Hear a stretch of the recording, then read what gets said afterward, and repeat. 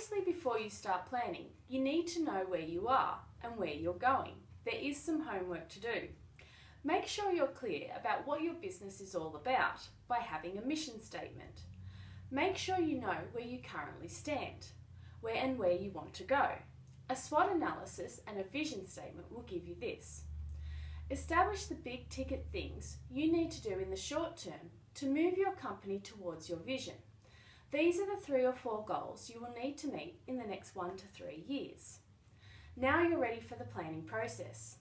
This is where you decide the things that you'll actually do in the next 1 to 3 years. If you've done your homework, then the planning process is relatively easy. We suggest that you start by brainstorming. What are the things you need to do to achieve your goals? Let's say that you operate a 2-person cleaning service in Urunga. Your vision is to be the biggest corporate and industrial cleaner between Newcastle and the Gold Coast. So one of the goals you've set for next year is to gain 10 new corporate clients. Now think about all the things that you can and should do to make your goal a reality. How are you going to build your client base? You could advertise in the local paper, you could knock on doors, or ask for references from your current client base. How are you going to manage that growing client base? Do you need new staff, new equipment, a bigger office space?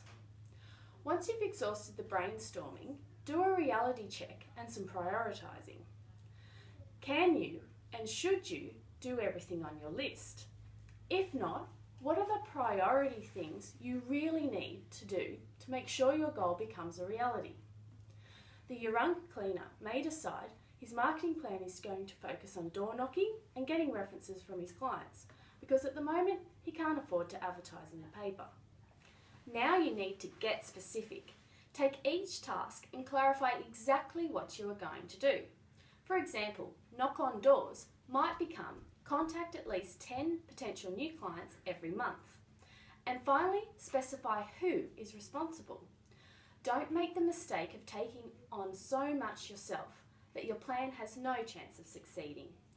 In our example, we have a 2-person operation, so make it clear who's going to be responsible for each action. Consider outside resources as well. Could you employ a call centre to make initial contact with potential clients?